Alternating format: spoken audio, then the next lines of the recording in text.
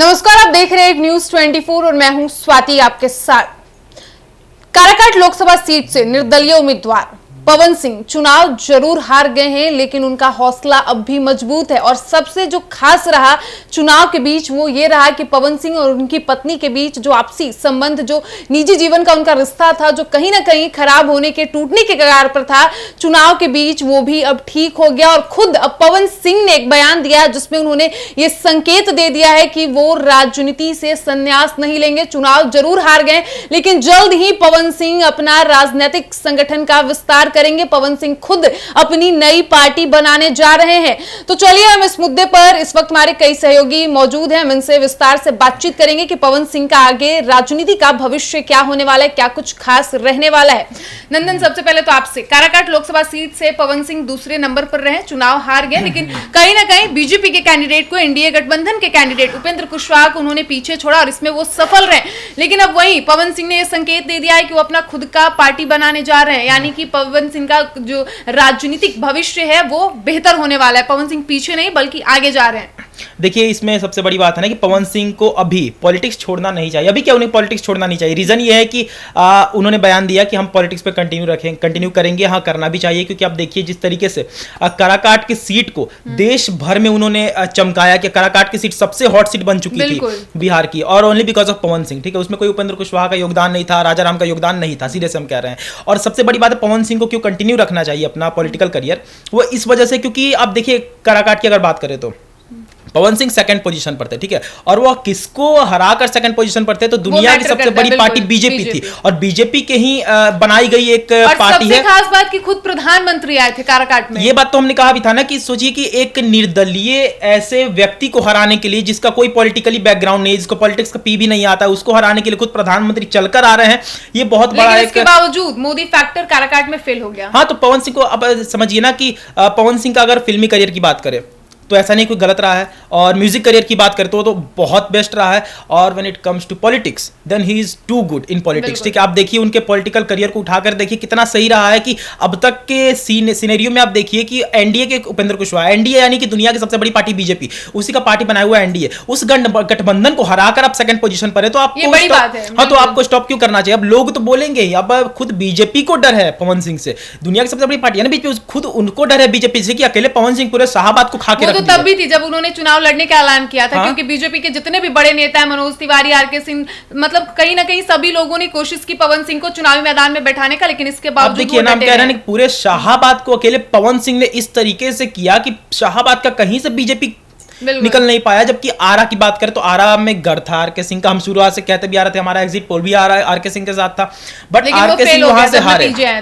Reason थे पवन सिंह। ठीक है, पवन सिंह के बारे में उल्टा था, मैंने कहा भी था ना वीडियो में कि पवन सिंह अगर आरके सिंह अगर हारेंगे तो पवन सिंह की वजह से ही हारेंगे, क्योंकि मतलब पवन सिंह के बारे में जो उन्होंने टिप्पणी किया, जो बयान दिया, वो उन पर भारी पड़ गया। तो वहां से आरके सिंह का हटना बना। उसके बाद बक्सर है, तो बक्सर के लोग भी इसी बात से नाराज है, क्योंकि ये भी एक ये अफवाह आ रही थी, रूमर्स आ रही थी, ये भी रूमर थे कि पवन सिंह को बक्सर से टिकट मिला था, बट पवन सिंह ने रिजेक्ट कर दिया वो चीज। काराकाट की आप ले लीजिए, वहां से भी एनडीए को खा गया, औरंगाबाद ले लीजिए और सासाराम ले लीजिए। ठीक है, तो ये सारे जगह जिस तरीके से पवन सिंह का बड़ी जो 3-4 बड़ी सीट थी उस पर काफी असर पड़ा है। हाँ, पवन सिंह के निर्दलीय चुनावी मैदान में आने सही बात है। अब रही बात पवन सिंह के पर्सनल लाइफ की, तो ज्योति सिंह के साथ पवन सिंह का क्या रहा है, क्या नहीं रहा है, क्या है, खुद पवन सिंह को इतना टेंशन नहीं होगा जितना और लोगों को रह रहा है कि अरे भाई तुम छोड़ दोगे, तुम क्या करोगे, जब खुद आकर पर्दा उठा दिए कि चलो अब सब कुछ सही होगा।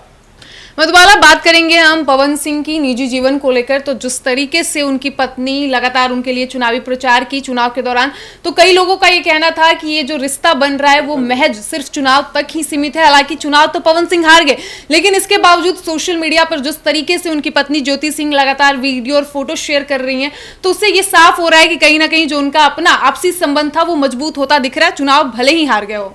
देखिए, चुनाव हार गए हैं, वो भी हम ये बोलेंगे चुनाव हारे नहीं है, वो सेकंड पोजीशन पे, बीजेपी को वो हरा दिए हैं।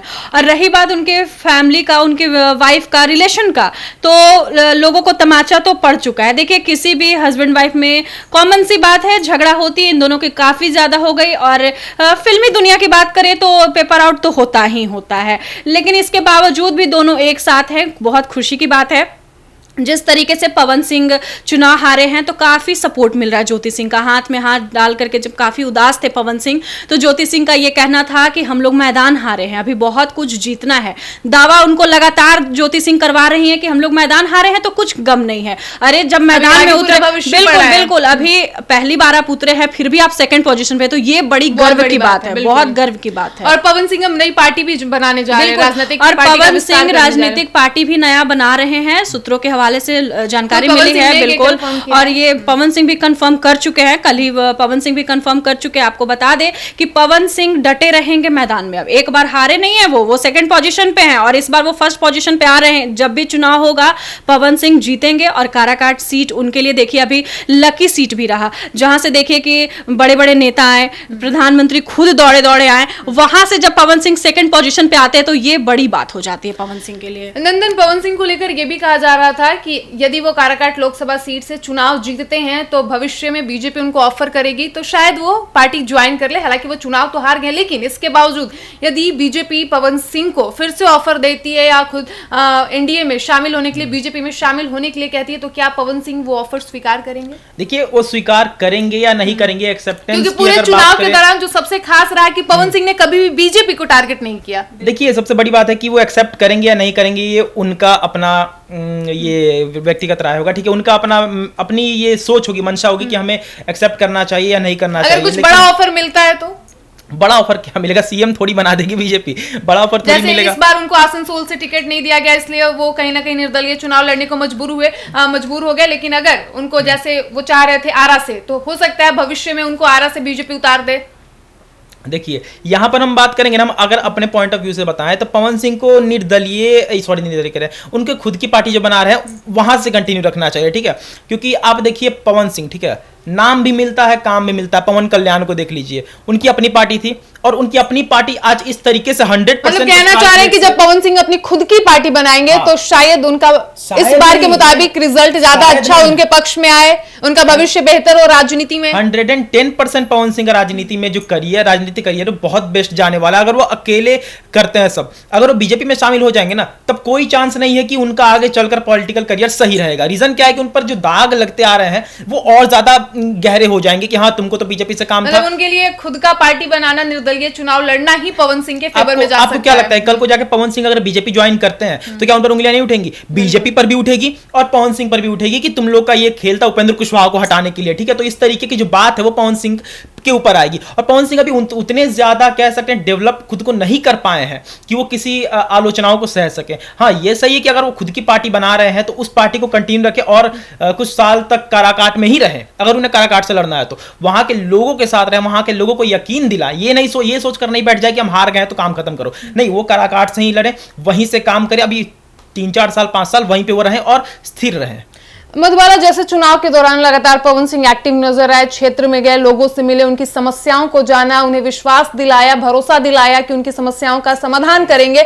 तो चुनाव तो हार गए, लेकिन क्या इसके बावजूद पवन सिंह जैसे पहले उन्होंने किया चुनाव के दौरान, क्या वो आगे भी जारी रहेगा? देखिए चुनाव तो हार गए, जिस तरीके से चुनाव में मैदान में डटे हुए थे उससे ज्यादा अब डटे हुए पवन सिंह। अब लगातार वो अपना देखिए कि लोगों से मिलना जुलना अभी भी उनका लगा हुआ, यहाँ तक कि वो अपना अलग पार्टी बनाने का भी बात कर चुके हैं, लोगों के सामने ये चीज जाहिर कर दी है।